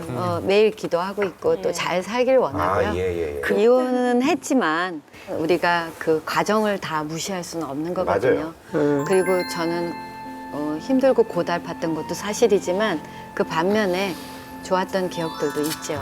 그렇기 때문에 그 모든 것들은 제가 책임져야 될 부분이고 감당해야 될 부분이고, 그냥 제가 이렇게 건강한 모습으로 열심히 살아가는 것을 응원해 줄 것 같긴 해요. 네. 예. 그리고 이제 그 아무래도 큰 일을 겪으시고 나서 이제 삶의 변화가 좀 긍정적으로 생긴 것들도 많으시죠? 좀 마음에 지금은요. 조금 부담도 좀 내려놓으시고. 그렇죠. 왜냐하면 제가 했던 확신에 차게 일했던 모든 것들이 지금 돌아보니까 후회였다는 거죠. 그런 것과 같이 저도 훗날 또 오늘에서 지금 말했던 걸 왜 그때 내가 얘기했을까 후회할 것이 분명해요. 그렇지만 저는 오늘에서 느끼는 것은 제가 무엇을 말하고 또 무엇을 보고 무엇을 꿈꾸는가에 따라서 나의 미래가 현실적으로 돌아올 것이라는 것을 믿기 때문에 저는 오늘도 긍정적인 말을 하고 싶고 또 제가 지나간 세월이 후회일지라도 감사하며 말하고 싶고 감사함을 잃지 않으려고 제 마음을 붙잡고 있는 거죠. 네. 우리 그 서정희 씨를 보고 제가 아까 그 아기 새 같다라고 느낄 만큼 정말 예 보호해주고 싶고 할 만큼이었는데 심지어 얼굴까지 너무 동안이고 너무 그대로 유지를 하고 너무 예쁜 모습을 유지하고 있잖아요. 그래서 정도로. 한간에는 무슨 성형 의혹설이 있었다고 들었어요. 근데 제가 이렇게 뵈니까 전혀 아닌데 우리가 진짜 옆에서 보니까 아니죠. 우리도 또 선수들이잖아. 딱 보면 알지. 알죠. 딱 보면 압니다. 근데 진짜 저는 어머니 봐. 딱 보니까 난다. 저는 왜 그거를 제가 해명해야 되는지도 사실은 잘 몰라요. 너무 예쁘니까. 왜냐하면 사실은 그 아름답다라는 기준이 각자 틀리잖아요. 저는 저를 스스로 만족한 적은 별로 없거든요. 누가 봐도 아름다워요. 감사합니다. 절대적인 미모라는 게 그런데 있거든요. 네, 감사합니다. 그런데 저는 항상 그래요. 이 아름답다는 거를 제가 그 적용점이 항상 각기 틀리잖아요. 그런데 저는 저를 사랑하는 일에 굉장히 인색했고 저를 가꾸는 일에도 많이 인색했던 부분이 있어요. 그래서 이제는 저를 더 아름답게 더 꾸미면 어떻게 되려나? 10살로 되는 거 아닌가? 그러니까 서정희 씨는 좀 외국인 느낌이 좀 있어요. 저는 어떤 얘기냐면은 그러세요?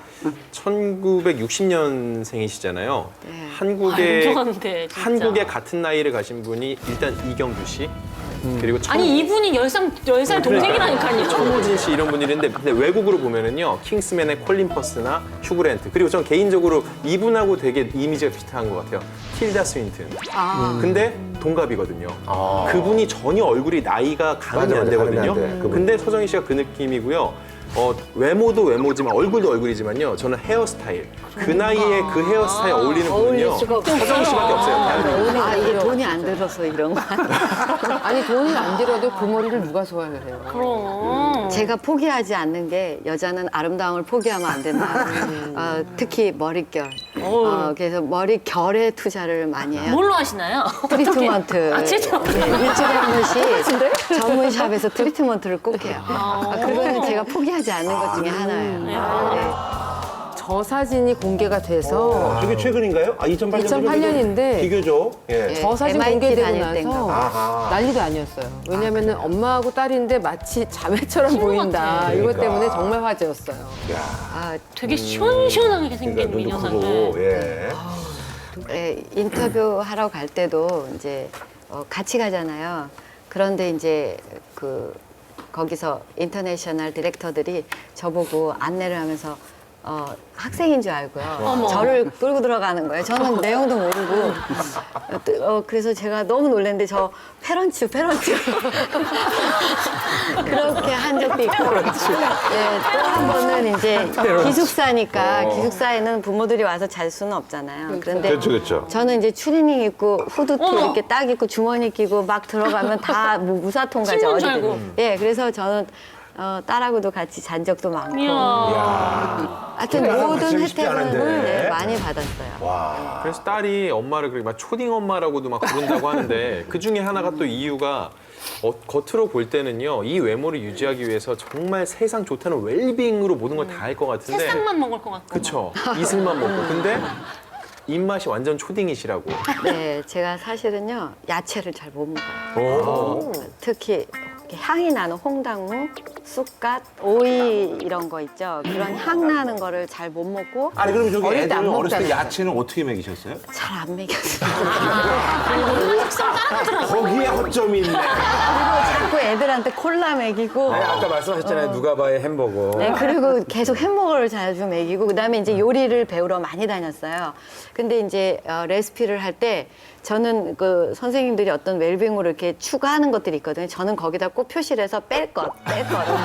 그리고 계속 추가하는 설탕, 흰 설탕 이렇게 추가를 해서 요리를 맛있게 했거든요. 했구나. 예, 맛있게 했죠. 아니 근데 어떻게 이 몸매를 어떻게 유지를 하신 거예요 그러면? 그거는 제 의지와 관계없는 체질이신 거예요? 아니 운동 안 하세요? 운동이라도 하시는 거 아니에요? 운동을 제가 굉장히 싫어해요. 근데 이러면 제가 미움받을까 봐 말을 못 하겠는데 이제 조금 체질은 타고난 것 같고 먹는 거는 지금 고치려고 노력을 해요. 많이 아프니까요. 그런데 저는 햄버거 너무 좋아해가지고 어느 날 트라우마 치료 받으면서 한 1년간 이렇게 먹는 걸 조절하다가 제가 정말 햄버거 먹고 싶어서 대성통곡하고 울은 적이 있거든요. 그걸 끊어야 되는데 못 끊어가지고. 그러니까 성격을 아까부터 봤는데 뭘 좀 하고 싶으면 그냥 에이 이거 하나 하자 이게 아니라 참고 참다가 결국 대성통곡으로 네, 끝내서 네, 그래서 이제 야채 먹기에 도전해가지고 하고 그다음에 이제 콩, 뭐 이렇게 콩, 예, 그런 거 콩, 두유 이런 거 잘 못 먹어요. 지금 우리 연우가 도전하고 있는 건데 지금. 아니, 어머니가 어렸을 적에 안 먹였어요 그런 거? 안 먹이는 게 아니라 상추쌈 뭐 얘가 이런 거. 먹질 않아. 그 요즘에 이제 방송을 통해서 많은 모습을 보여주고 계시는데 요즘의 삶에 대해서 이제 최근 근황에 대해서도 궁금해하시는 분들이 계실 테니까요. 어떻게 지내시나요? 요즘은 저는 엄마와의 생활이 참 재밌어요. 왜냐하면 32년 결혼 생활 동안 엄마를 이렇게 잊어버리고 살았던 것 같아요. 그래서 엄마와 같이 공유하는 시간이 전혀 없었어요. 그런데 요즘은 제가 마치 그 어린아이와 같이 엄마 앞에서 재롱잔치를 하듯이 매일같이 엄마를 위해서 이벤트를 해요. 거꾸로. 그래서 엄마한테 리코더 사오라고 부는 거. 그래서 제가 엄마한테 불어주기도 하고 5천 원 주고 사다 주고. 5천 원 주고 문방구에서 사오라고 문방구에서. 네, 그때 그런 것도 그거를 있고. 밤이면서 새벽에 불면서 나한테 어머니 들으라고. 저기 아주 좋은 여잔치 아주 많이 네, 받으시네요. 많이 예. 받아요. 근데 그런 거 하면서 막 이렇게 아까처럼 시도 읊어주고 또 노래도 불러주고 그 대신에 내가 김치 우거지에다가 먹이느라고 그냥 그것만 해서 주지 된장찌개하고. 엄마 앞에 봐. 네, 그러니까 그리고 또 그거 엄마가 먹고. 살찌게 한다고 네. 정크풋을 막 그런 막 소시지 이런 거를 막 너무 강제로 먹여요. 그거 나쁘잖아요, 그죠? 제가 끊으려고 하는데 엄마가 더 먹여가지고 일단 찌고 보자. 너무 뭐 행복한 이런. 시간 보내시는 것 그러니까요. 같아요. 예. 이제 제 2의 인생이 시작됐다고 해도 과언이 아닐 텐데 앞으로 이제 어떻게 살아가실 계획인지 저희는 또 이제 모델로서 또 배우로서 이렇게 뵙고 싶거든요. 예. 여지까지 30몇 년 동안 서정이라는 이름은 없었던 것 같아요. 그러니까 아내 그리고 엄마, 가정에. 그러나 지금은 제가 생각하기를 서정이의 이름을 찾고 싶다. 그리고 나의 가졌던 그 어린 시절의 꿈들 그런 것들을 지금 도전하고 있어요. 그리고 열심히 내가 연구하고 네. 감사하며 살다 보면 나에게 발견되어지는 일들이 있을 것이다. 그래서 만약에 주어진다면 어떤 일이든 열심히 할 자세가 되어 있고 또 아픈 자들을 향해서도 우리 함께 일어서요. 같이 한번 해봐요. 그리고 우리 할 수 있어요. 라는 용기도 줄 수 있는 그런 시간들을 갖고 싶습니다. 네. 이제 그 못했던 거 그거를 지금 이제 다시 활동하면서 활발하게 저기 하면서 이렇게 TV 나가 그러는 걸 난 바라보고 우리 엄마는 싶어요. 맨날 평생 너무 소원이 좋아요. TV야. 너무 좋아요. 나는 얘가 활동 다시 하고 이 세상 밖을 알고 세상에 나가서 이렇게 활동하는 게 얼마나 좋아 기쁘고. 이렇게 예쁘게 나왔는데 네, 그래갖고는 활동하기를 아무것도 못하고 있었으니까 이제 지금이라도 엄마, 내가 이쁜 이제 얼굴 감사합니다. 텔레비도 나오게 해주고 집에 같이 데리고 다니고 알았어. 맛있는 고마워. 것도 먹고 여행도 가고.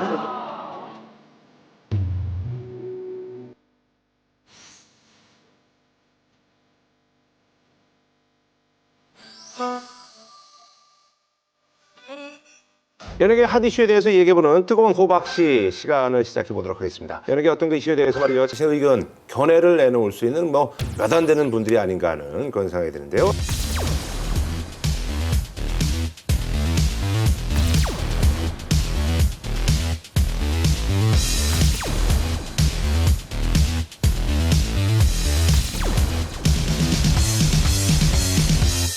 자, 그럼 말이죠. 저희가 이제 첫 번째 소식 한번 다뤄보도록 할 텐데, 저희가 이제 뭐, 이렇게 한번 좀 정해 봤어요. 제목을. 남편이 뭐길래 하면서 이경실 씨 얘기인데 참 안타까운 얘기입니다. 우리가 이제 동료 연예인으로서, 그리고 또 네. 이제 뭐 사실 이제 방송이라든지 뭐 이런 걸 보시는 많은 가정생활 하시는 분들 입장에서 봤을 때는 이제 참 안타깝죠. 예. 작년에 오래도록 알던 지인 부부가 있었어요. 근데 그 지인의 아내분을 술자리 이후에 그 이경실 씨 남편분이 차량에 같이 동승을 해서 집에 데려다주는 그 시간 동안에 벌어진 일이 지금 재판까지 가게 된 상황인데요. 피해자라고 주장했던 분의 말에 따르면 그 자신을 집으로 데려다주는 그 과정 속에서 차 안에서 이경실 씨 남편분이 성추행을 했다라는 주장을 한 거죠. 지금 어쨌든 간에 네. 1월 14일 날 있었던 그 3차 공판에서 어쨌든 공소사실다 예. 인정을 했어요. 했어요. 인정을 했죠. 그래서 네. 이제 징역 2년에 그리고 이제 뭐 이제 신상 공개까지. 근데 이제 최종이 이제 남았는데 사실 최종도 어차피 3차 뭐 그게 이제 그대로 갈 확률이 높죠. 아니요, 마지막에 선고는 조금 양형이 좀 근데 어쨌든 이 기류는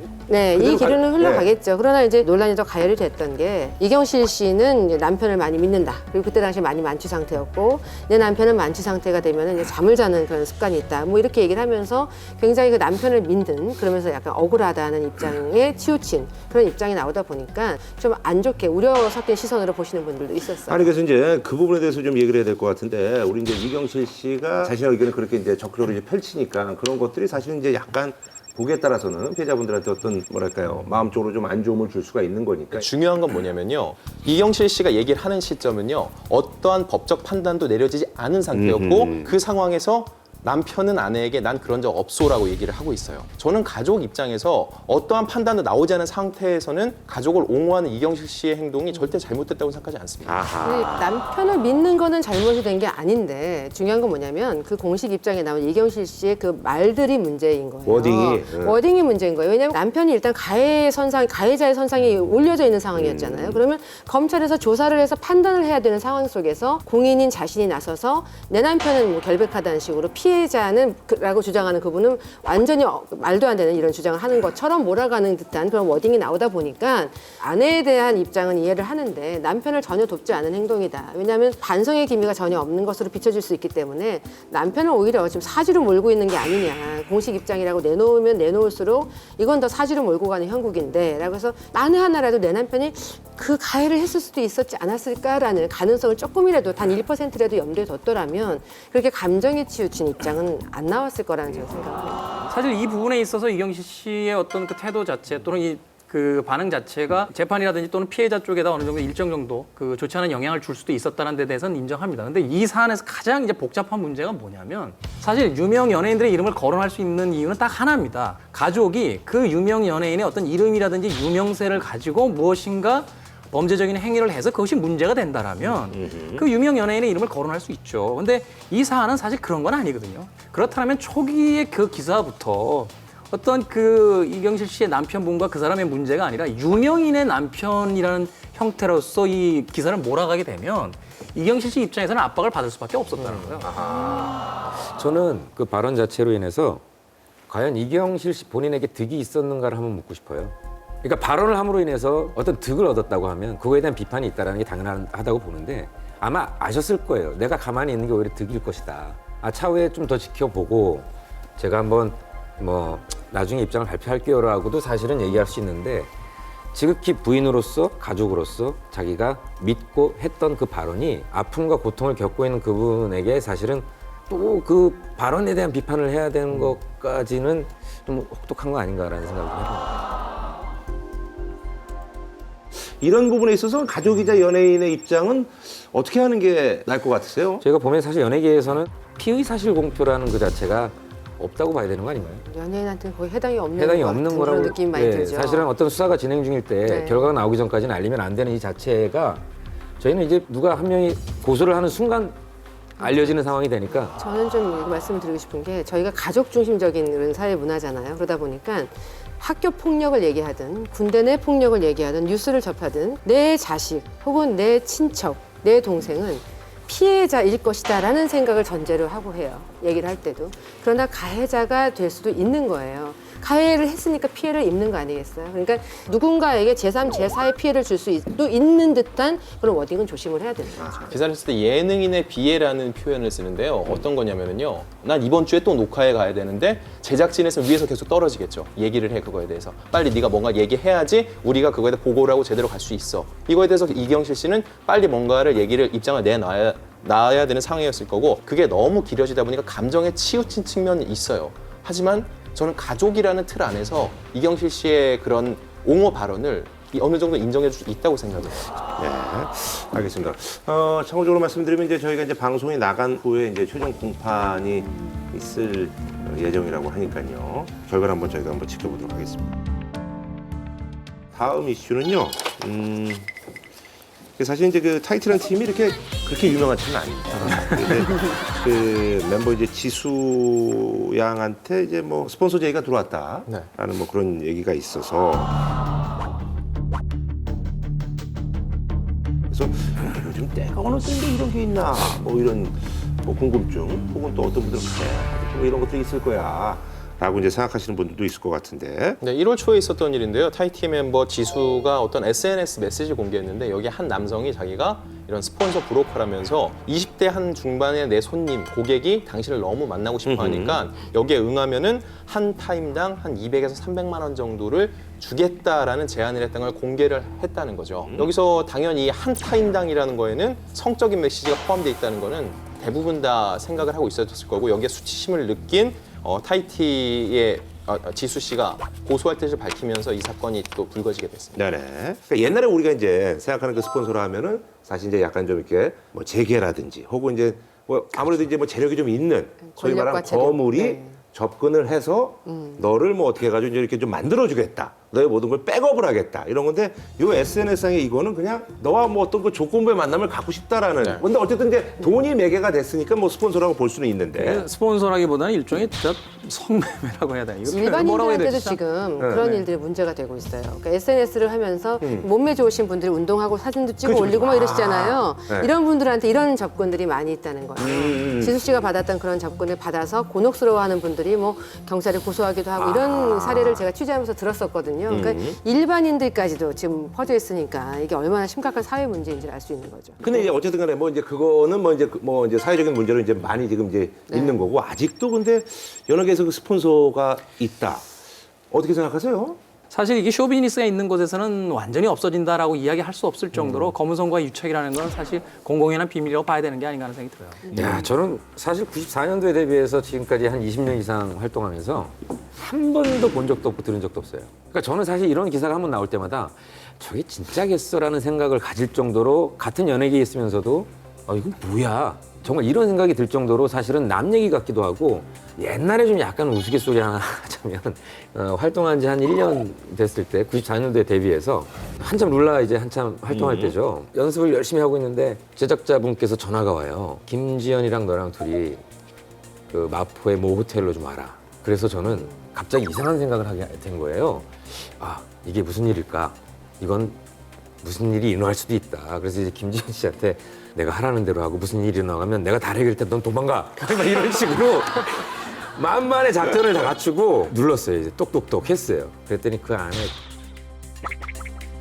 작곡가, 작사가, 편곡자, 제작자 뭐 한 8명이서 날개 잃은 천사 작사를 하고 있는데 정말 가사가 잘 나온 것 같으니까 너 랩해보고 너 노래해봐라 이러려고 불렀던 거예요. 그래서 저는 그 호텔 가기 전까지 와 이건 정말 지연이랑 둘이서 손 꼭 붙잡고 야 우리는 정말 절대 안 돼 이러고 갔는데 그 얘기를 왜 하는 거야? 지금? 갑자기 그렇게 우리는 순수하게 활동을 했는데 근데 제가 봤을 때는 이런 얘기, 이게 이제 약간 이것도 애매한 그런 거예요. 그러니까 예를 들면 이런 거죠. 뭐 예를 들면 20대 후반의 여배우하고 40대 초반의 사업가야.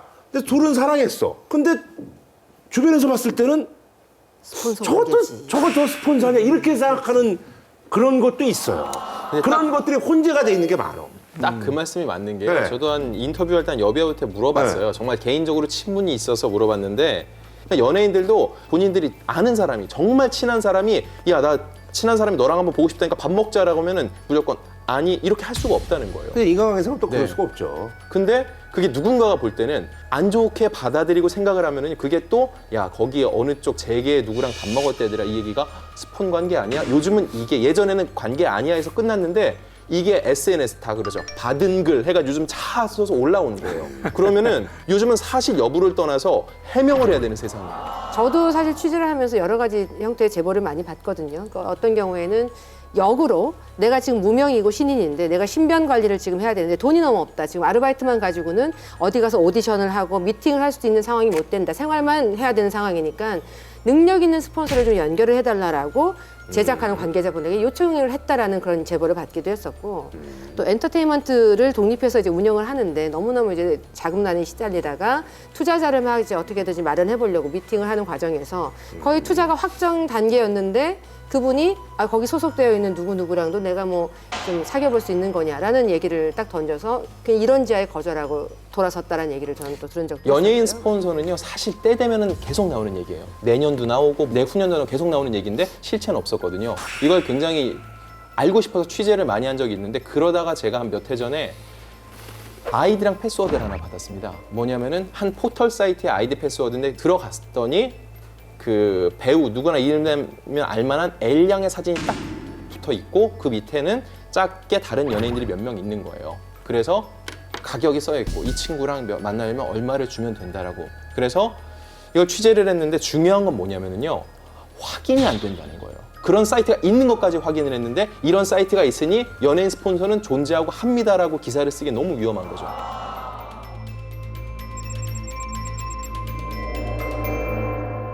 저는 이제 요번에 이제 타이티 요번에 이 사건을 보면서 당연히 이제 경찰 수사 의뢰를 하는 게 맞습니다만 타이티 걸그룹 뭐 스폰서 이러면 벌써 너무나 이제 자극적이기 때문에 저희가 이제 들여다보면 아 이거는 그냥 요즘 그냥 무작위로 뭐 누구나 받을 수 있는 그런 뭐 소위 말하는 앱에서 이렇게 온 건데 네네.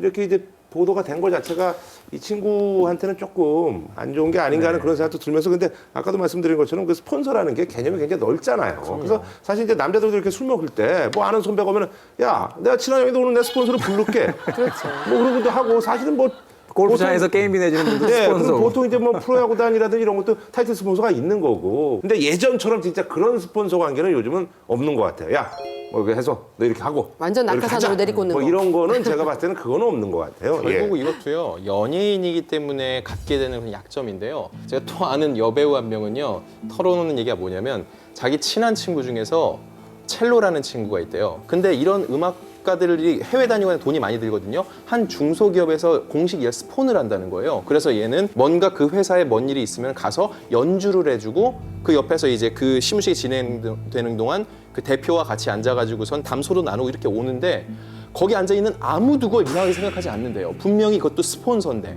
근데 자기 연예인들은 그냥 스폰서란 말만 나오면 당연히 성관계로 가고 무조건 뭔가 문제 있고 이건 연예인들을 왜 그렇게 되게 삐딱하고 이상한 사람들로 바라보는지 모르겠다는 이런 얘기를 했었어요. 자, 그럼 뭐 다음 이슈는요. 잔혹한 어른들의 세계에서 길을 잃은 17소녀 쯔위의 이야기입니다. 지난해 데뷔한 JYP 소속의 걸그룹 트와이스의 대만 국적인 멤버입니다. 우리 쯔위 양.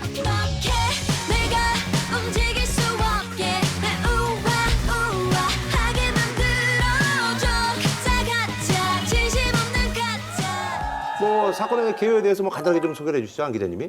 11월에 마이리틀 텔레비전 촬영을 할 때 그때 본인이 가지고 간 국기도 아니에요. 거기에 제작진이 소품으로 준 그 대만기를 흔들었을 뿐인데 이게 2달 지난 다음에 1월에 대만 선거를 앞두고서는 중국에 있는 또 황한이란 가수가 있습니다. 이 친구가 원래 정치적 발언을 많이 해왔는데 SNS에 이쯔위가 대만 독립주의자가 아닌지 이걸 검증해봐야 된다는 글을 올리면서 양 안에서 이거 정확히 표현해야 됩니다. 양국이라고 하면 또 문제가 생겨요. 연예인분들 특히 양 안에서 왜 이런 또 일이 벌어졌는지에 대해서 서로 치고받으면서 사태가 커진 거죠. 그 마이리틀 텔레비전 제가 이제 그 계속 출연하고 있지 않습니까? 네. 뭐 지금도 기억나는데 이제 트와이스라는 그룹이 이제 그 다국적 그룹이잖아요. 그래서 각자 뭐 나라 이제 뭐 국기 흔들고 이제 각자 침대에서 누워가지고 이렇게 뭐 각자 이렇게 하나씩 코너 하고 그랬는데 그러고 나서 이렇게 한참 지나갔는데 갑자기 이게 문제가 돼가지고 저도 이제 깜짝 놀랐는데.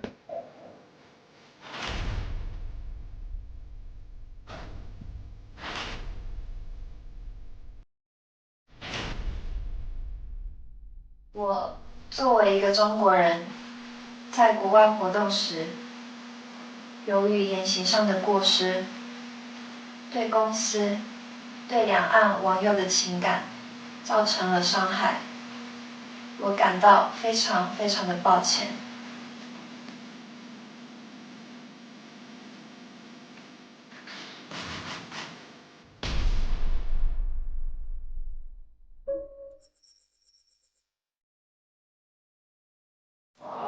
사과를 하게 된 거 보면 좀 쯔위까지 나서서 사과를 했는데 사과를 누굴 향해 했느냐 어떤 대상을 향해서 했느냐가 중요한 거잖아요. 갈팡질팡한 거예요. 그러니까 항상 위기에 대처할 때 중요한 게 뭐냐면 처음에 어떻게 할 것인지 아주 처음에 토론을 치열하게 해서 하나의 중심을 잡으면 그대로 밀고 가야 되는데 JYP가 그걸 못한 거예요.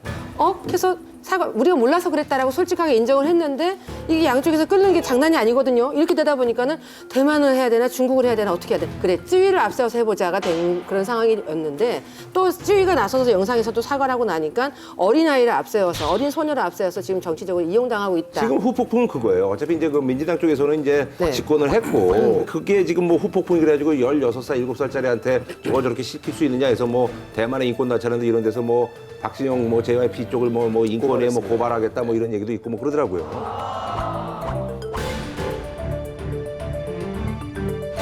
JYP의 가장 큰 잘못과 패착은요, 일관성이 없었어요. 처음에는 본인들은 정치적인 목적이 없었다고 얘기했거든요. 네, 맞아요. 그렇게 얘기를 했었죠. 그렇게 근데 이제, 얘기해서 네. 이건 문화적인 걸로 그럼 그걸로 계속 갔어야 되는데 중국 쪽의 반응이 생각과 다르게 굉장히 네. 여파가 심했거든요. 그래서 쯔위가 그 다음에 사과 동영상을 보면은요, 나는 하나의 중국을 지지합니다. 나는 중국인인 것이 자랑스럽습니다. 中国只有一个，海峡两岸是一体的。我始终为自己是一个中国人而感到骄傲。 명백한 정치적 발언을 시켰다고요. 이 아이가 갑자기 거기서 정치적 생각이 전혀 없던 애가 갑자기 그걸 생각이 들어서 했다는 건 말이 안 되거든요. 이거는 회사에서 시키든 아니든 간에 오히려 회사에서 그렇게 말하려고 하면 저지했어야죠. 이거는 정치적 문제로 비화될 수 있으니까 이거는 우리가 문화적인 어떤 하나의 컨텐츠를 만드는 과정에서 이해 부족으로 생긴 것일 뿐이라고 선을 그었어야 되는데 스스로 그 선을 넘어버렸어요, JYP가. 단순하게 생각해 볼 수 있을 것 같아요. 초반에 이 상황 자체가 본인이 의도적으로 만든 게 아니라 여러 가지 어떤 방송 환경 속에서 만들어진 거란 말이죠. 그 상황 속에서 방송 관계자들이 그냥 잘 몰랐던 사안들이다라고 했다라면 그냥 무지해서 끝날 수 있는 부분들인데 사과를 하는 데 있어서 쯔위를 등장시켰단 말이죠. 2차 사과에 있어서. 그럼 문제가 어떻게 되냐면 쯔위라는 인물은 대만 사람이에요. 결국 정치적인 문제가 돼버린 거예요. 여기서 기획사가 등장을 해서 우리가 이 상황을 통제하지 못했고 그냥 미안했다라고 하면 정치적인 사안이 아닙니다. 방송을 만드는 데 있어서 그냥 무지의 문제로 넘어갈 수 있는 건데 그 대만과 중국이라는 어떤 첨예한 어떤 그 정치적인 대립이 있는 두 그 양안 쪽에 한쪽의 국적을 가지고 있는 인물을 등장시킴으로써 이게 정치 문제로 비화돼 버린 거예요. 그러니까 이 상황에 대해서는 굉장히 그 초기 대응 자체도 잘못돼 있었고 저는 사실 그 박진영 씨가 약간의 그 가수와의 교감은 좀 떨어지지 않았을까라는 생각이 좀 들어요. 뭐냐면 그러니까 보는 사람 입장에서 그 사과를 한 그 찌위의 행동과 그 사과 자체를 봤을 때 잘 몰랐어요. 제 나이가 사실은 어리고 매일 춤 연습하고 노래 연습하다 보니까 아직까지 이런 거에 제가 어떻게 대처해야 될지 몰라서 제가 행동이 좀 뭐 미흡했던 것 같습니다. 죄송합니다라는 어떤 17세 소녀의 감성에서 나올 수 있는 사과여야 그게 사실 진실성 있는 사과고 그거를 본 사람들이 맞아 제가 뭘 알겠어 라고 끝날 수 있는 문제인데 사과문을 거의 낭독하듯이 이렇게 했을 때에는 저거 뭐지 하면서 사실은 일이 만들어질 수밖에 없죠. 부모와 상의하에 부모가 원해서 사과했다. 부모도 역시 대만 사람이에요. 그러니까 결국은 이게 정치 문제를 확대해버린 거예요. 그냥 기획사 입장에서 그 우리가 양안에 대해서 잘 몰랐다. 그러면 이제 제3국 입장이니까 그냥 무지해서 끝나는 상황인데 쯔위뿐만이 아니라 쯔위의 부모까지 동원했다. 그러면 쯔위의 부모라는 사람도 사실 이제 미성년자들이 아니기 때문에 정치인 입장에 대해서 분명히 입장성을 가진 사람으로서 파악을 한단 말이죠. 결국 쯔위는 중국의 입장을 말하자면 지지하는 사람이 돼버렸으니 결국 대만으로 돌아갈 수도 없는 상황이 지금 돼버리는 말하자면 이제 공중에 띄워버리는 상황이 된 거죠. 이건 굉장히 말하자면 아주 단순하게 우리나라식 상황 속에서 그냥 부모 합의하에 당사자가 사과함으로써 끝낼 수 있다라고 아주 단순하게 생각한 논리라는 거예요. 앞으로 이제 그 쯔위 뭐 어떻게 좀 JYP에서 이제 뭐 좀 뭐랄까 핸들링을 해야 될지 매니지먼트를 해야 될지 뭐 거기에 대한 뭐 조언들을 좀 간단하게 좀 해주시고 뭐 마무리 짓는 게 낫지 않을까요? 사실 JYP는 굉장히 힘들지만 다른 팀들, 다른 회사에는 엄청난 타산지석이 됐어요. 어떤 거냐면요. 양안 문제가 이렇게 크게 불거질 거란 건 처음 알았잖아요.